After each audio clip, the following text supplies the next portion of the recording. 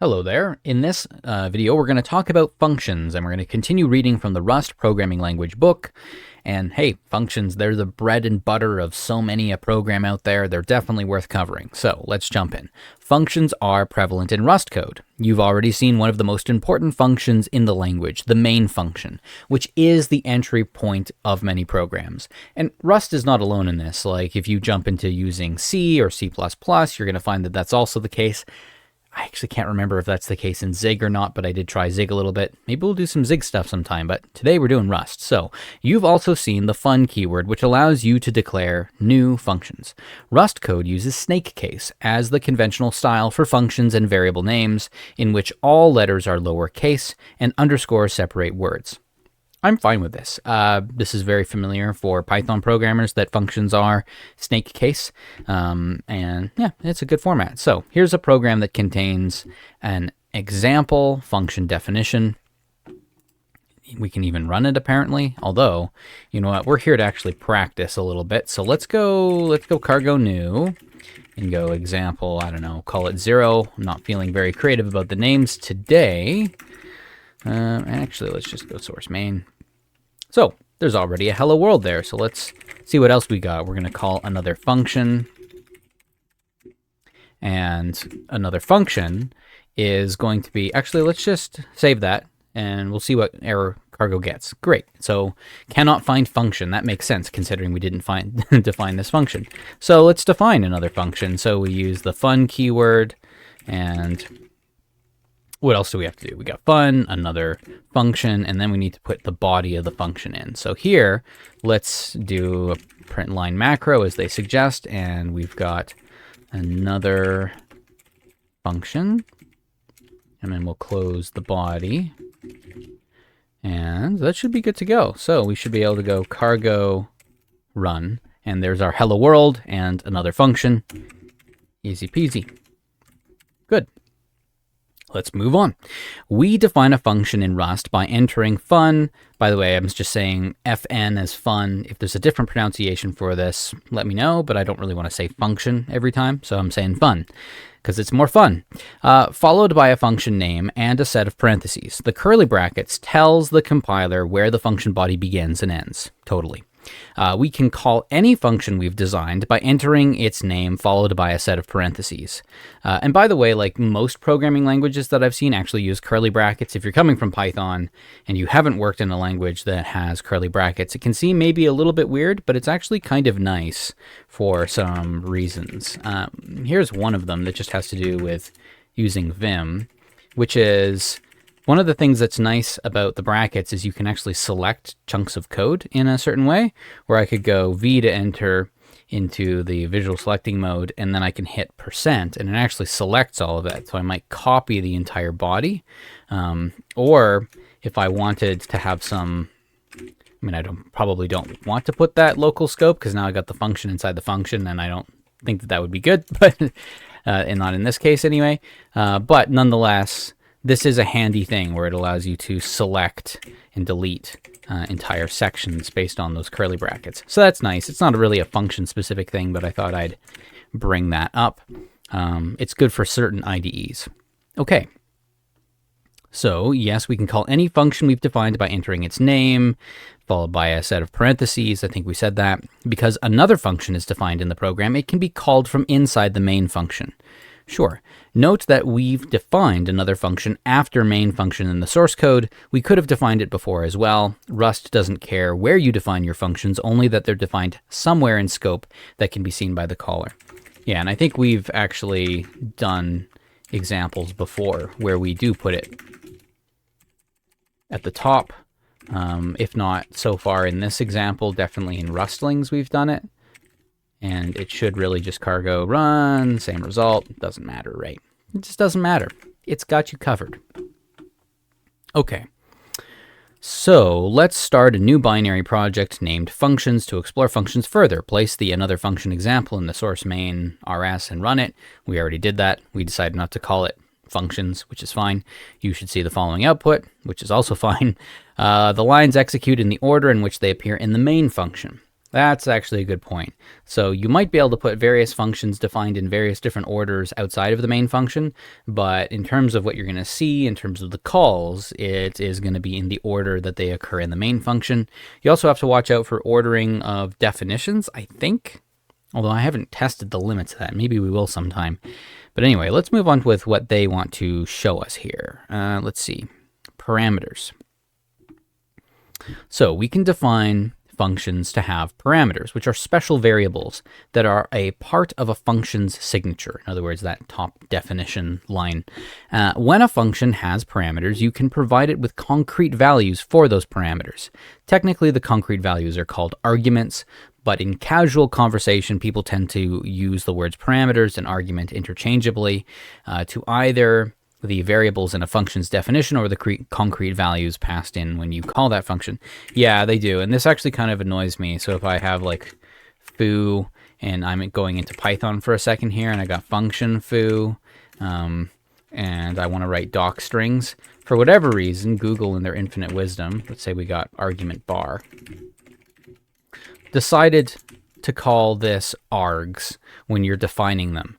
And so I might have bar, and maybe bar takes an integer, and, you know, this is an integer for some reason. Who knows why? Return bar, I don't know, times 3 or whatever. And then I might say this is int and an int. So it kind of annoys me that this is called args instead of something like, I don't know, params or parameters or something. Kind of seems like a weird convention given the proper terminology around this. Oh well, whoever was making that decision made that decision, so that's what we got. In another version of Python function, we added this parameter. Okay, good. Let's say, I don't know, just we'll continue on with, oh right, let's use cargo. Example 1. Let's go into example 1. And then we'll go into the source main here. And what we're going to drop that hello world, and then we're going to say another function 5 is a call that we're going to make. And then we got our function x here. We're going to insist that it's i32 explicitly for whatever reason, because I think that i32 is the default integer value if I'm not mistaken, but hey, it doesn't hurt to be explicit, I guess. The value of x is, and then we'll put this in a formatted print, yes, the value of x is x. So what do I expect here? I mean, this is a literal value, so we're not really even like, I wonder what the compiler does here actually, because I wonder if it just turns this into like the literal print statement. We'll check that out in just a second, but first of all, let's run this. So cargo run, and compiles happily enough, finishes happily enough, target value is blibbity blabbity. I'm cool with that. So we just got done running that example, and now we'll read here, the declaration of another function has one parameter x. The name of x is specified as an i32. When we pass 5 in to another function, the print line macro, or I should say print bang, I don't know what they want me to say, macro puts 5 where the pair of curly brackets containing x was in the format string. In function signatures, you must declare the type of each parameter. Yeah, at least in Rust. I think, what error do we get here if we don't specify that? Missing type. Great. So this is a deliberate decision in Rust's design. Requiring type annotations in function definitions means the compiler almost never needs you to use them elsewhere in the code to figure out what you mean. Okay, so I might have said, maybe even earlier this video, I was like, ooh, well, they said i32, why do that? Isn't that just the default? It isn't for parameters. What they're saying here is you have to specify it for parameters. Even though we didn't have to define anything for this value 5, we did need to specify it for this function to take in x. Fair enough. The compiler is also able to give more helpful error messages if it knows what types the function expects. When defining multiple parameters, separate the parameter declarations by commas like this. let's just create another example. Let's get out of that one. Cargo and cargo new. What is this? We'll just call this example 2. Example 2. So maybe I've got print labeled measurement 5, and we'll pass in a character, and then I don't know.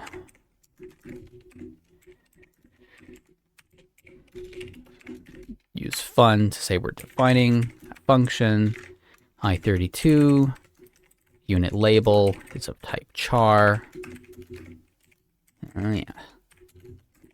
Okay, and then we might say print line macro, the measurement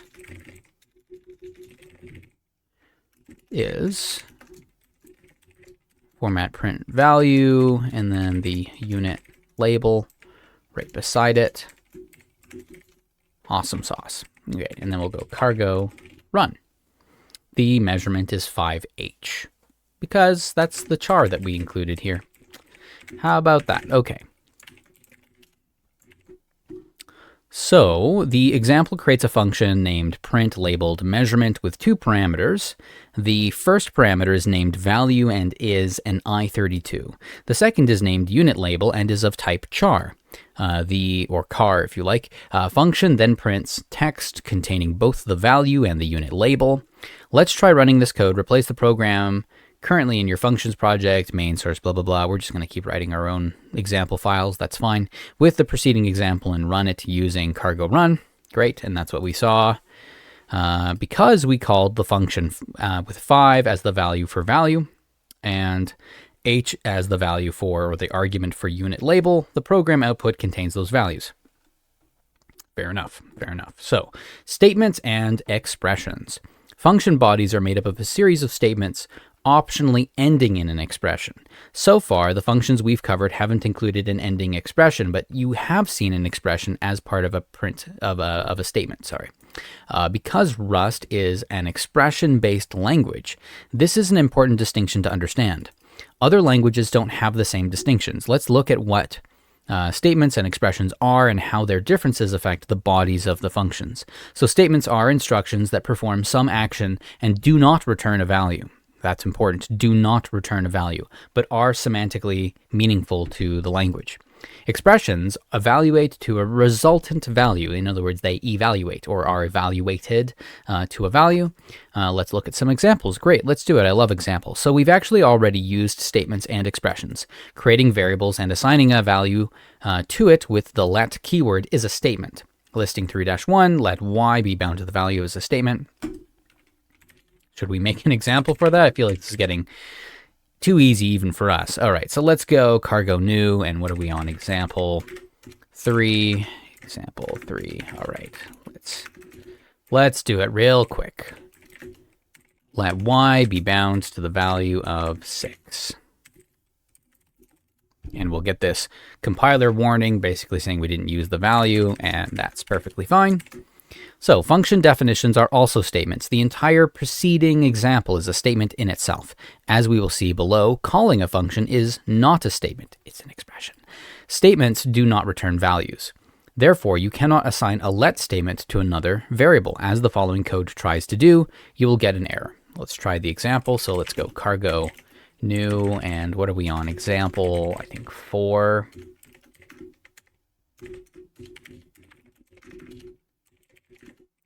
And we might go let x be bound to the value of, I see, yeah, this is not valid. Bound to, yeah, this doesn't make sense. Because that's this let y be bound to the value of 6 thing is a statement. It's not an expression. But for this total or overall let statement, the left-hand side needs to be an expression, as far as I understand, because you have to bind some value to x. So let's take a look and see if we get the same error. Could not compile due to this error. Remove these parentheses. I see unnecessary parentheses. That's the thing it's getting stuck on. Yeah, it also says that in their example in the documentation. Interesting. To be honest, I would not have expected that particular error about parentheses, but okay. So let y be bound to the value of 6 statement does not return a value, so there isn't anything for x to bind to. Totally. This is different from what it happens in other languages such as C and Ruby, where the assignment returns the value of the assignment. I see.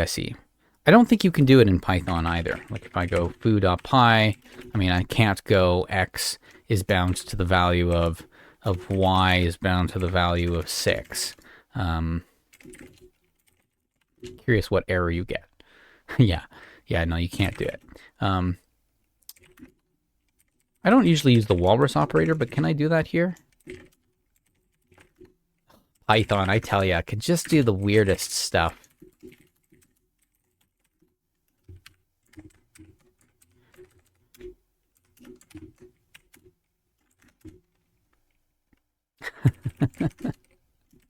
I don't know if I'm impressed or disappointed.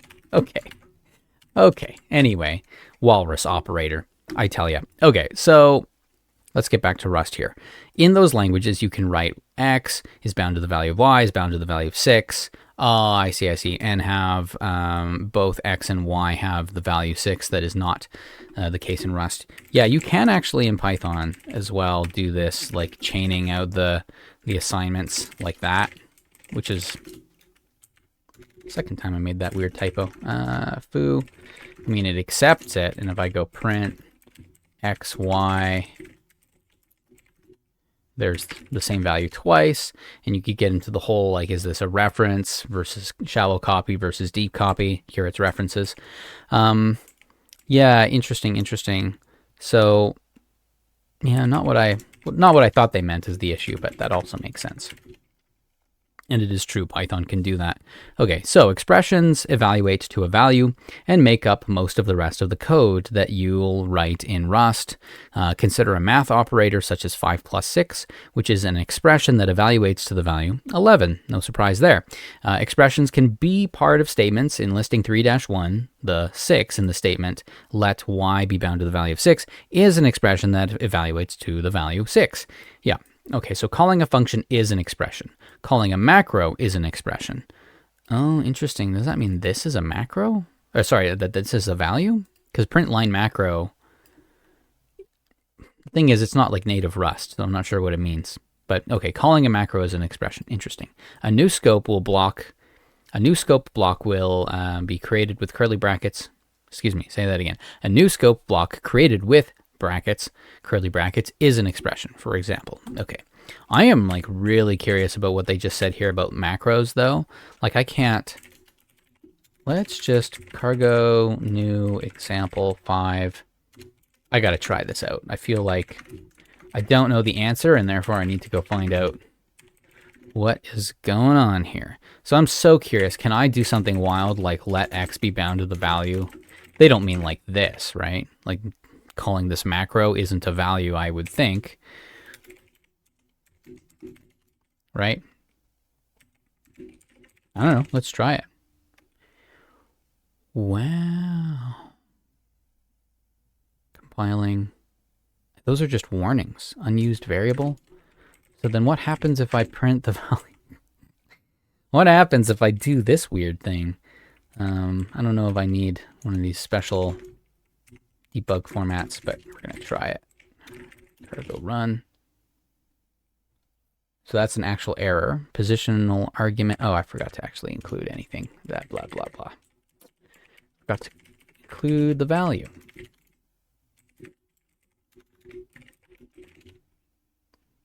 Oh, and it returns a unit type. Ooh, that's a thing that I'll try to never do again, but interesting. Interesting. I did not expect that to count as an expression, but that's what it says. Calling a macro is an expression. I'm amazed. I don't know why. Like it's like if I went back to say Python again and just said like x is equal to print, I don't know, 5 or whatever, that technically this is like none type, right? I believe is none true. Yeah. And none is like the closest thing I know to the unit type. What example are we on? 6. Okay. Okay, so we didn't even get to this example. Let's run it in their little thing here. But let's also go cargo new, example 6. And let's go into example 6. And what do they want us to do? They want us to say let y, and this is showing us that binding into a local scope using brackets. Let x be bound to the value of 3, and then x plus 1 is the value. Notice that this, oh yes, this needs to be a statement. But this is an expression at the end of this local scope, these brackets. And so what's going to be assigned here, this is x plus 3, and then we're taking x plus 1, which gets, we'll say, loosely speaking, returned to the value y here. And so y will actually be bound to the value of 4, which is so interesting that Rust does this. And then we'll just print, we'll do a little print to confirm our suspicion, although the docs are telling us what we should see, so assuming I manage not to write too many egregious typos, we should get the same answer, should we not? The value of y is 4. Great. So this expression, let x be bound to the value of 3, x plus 1, is a block that in this case evaluates to 4. I agree. That value gets bound to y as part of the let statement, right? Note that the x plus 1 line doesn't have a semicolon at the end, which is unlike most of the lines you've seen so far. Expressions do not include ending semicolons. If you add a semicolon to the end of the expression, you turn it into a statement and it'll not return a value. Keep this in mind as you explore function return values and expressions next. So I do want to quickly try something. We'll set this back in a moment, but I do want to set that. Oh yeah, I do need the semicolons. And then, yeah, I figured it could be the unit type. So if I say y there, and then go cargo run, y is the value unit type. Look at that. Oh boy, it's starting to make sense. There we go. Just keep that example roughly where we wanted it in the first place. Good, good, good. So functions with return values. So that was kind of an interesting little side quest here about what we would call that whole section. Statements and expressions. Okay, fair. That makes sense. Why we had to cover that in the function section, I don't know, but it was good. It was good. So functions with return values. Functions can return values to the code that calls them. We don't name return values, but we must declare their type after an arrow. So in Rust, the return value of the function is synonymous with the value of the final expression in the block of the body of the function. You can return early from a function by using the return keyword and specifying a value, but most functions return the last expression implicitly. Here's an example of a function that returns a value. So my understanding before we write out the example then, based on not just the examples I've seen here, but just previous experience with a little bit of Rust, is that I think always the unit type is the default return type unless you specify something. Unless you specify something else to be the return type. So let's go cargo new. And what are we on? Example 7? 7, I think. That or we just overwrote something. So what do we want? Let's get back to that in just a moment. So for whatever reason, we're going to write a function that has a return type of i32 and takes no arguments. This is kind of like a 5 factory. We're just going to make a 5 and represent it with a function. It's very strange. Okay, so let x be bound to the value of 5, and then we will print line macro. The value of x is... At some point I will get better at typing these semicolons. Right, so... And everything else. Cargo run. Okay, the value of x is 5. So that kind of makes sense. And to their point, this is going to be evaluated. It's a function call, even though this whole line, because it ends with a semicolon, is a statement. And inside of 5, this doesn't have a semicolon, right? So this is an expression, and it is also the return value. Shouldn't make a difference if I add return there, other than maybe the compiler will tell me I don't need it. I'm not sure. No, it's fine. I mean, I think that it makes sense to follow idiomatic Rust here and You don't have to say it, so don't. Good, good, good. Okay, so there are no function calls, macros, or even let statements in the 5 function, just the number 5 by itself. That's a perfectly valid function in Rust. Is it though? Okay, it's fine in terms of the compiler, but like who would write a function like this? Like really? Note that the function's return type is specified too, as being mapped to an i32. Try running this code and the output should look like this. The value of x is 5. That's what we got. Perfect, perfect. The 5 in 5 is the function's return value, which is why their function type is i32. Let's examine this in more detail. There are 2 important bits. The line let x be bound to the value of 5 shows that we're using the return value of a function to initialize a variable. Because the function 5 returns a 5, that line is the same as the following. So let x equal 5 be bound to the value of 5. I wonder, at some point we'll spend some more time with outputting the assembly instructions, but I am curious if you'd get basically the same thing in terms of the LLVM assembly output of going, like, is the compiler smart enough to go, it's just not worth even putting a function there, just put the integer there? I wonder. So the second, the 5 function has no parameters and defines the type of the return value. But the body of the function is a lonely 5 with no semicolon because it's an expression whose value we want to return. Sure. So let's hop out of this example. We're going to do another example. Cargo new example 8. Go into example 8. What do we got? Okay, let x be bound to the value of plus 1, passing in the value 5. And then we will print line macro. The value of x is, and then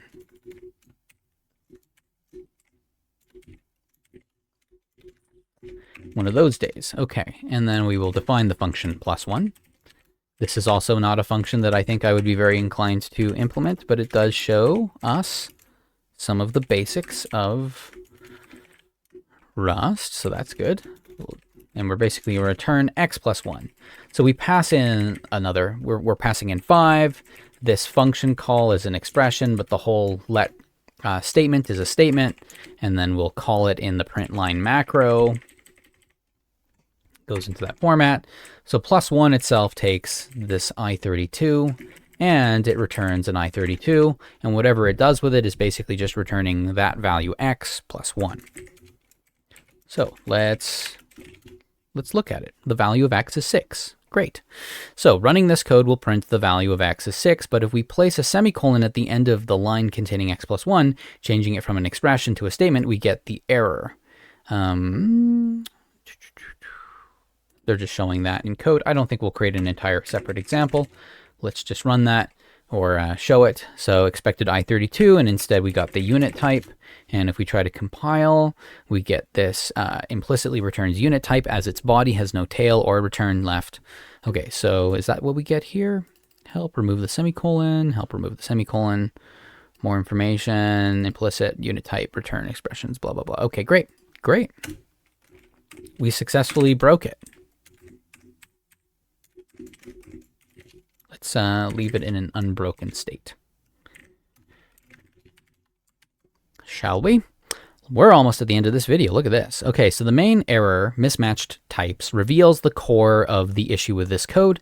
The definition of the function plus 1 says that it will return an i32, but statements don't evaluate to a value, which is expressed by unit type. The unit type. I am really good at just reading the same thing twice. Look at that. I read this as unit type. What am I supposed to say? Open, close, brackets, open bracket, close bracket, the unit type? I'm not sure what they want me to say here. Okay, therefore, nothing is returned, which contradicts the function's definition and results in an error. In this output, Rust provides a message to possibly help rectify the issue. It suggests removing the semicolon, which would fix the error. Good old Rust compiler has our back. Okay, so that's the end of this section on functions. It's not a very complicated set of examples, but I think it's important to show some of this basic behavior. We talked about statements versus expressions, very important. And we also showed some examples of functions that take in arguments as well as functions that don't take in arguments, and having to specify the input parameter types as well as return types in the function signature for when that needs to be clarified. I think it's great. I think this is pretty great. And yeah, all right, I'll catch you in the next video. Take care. Bye.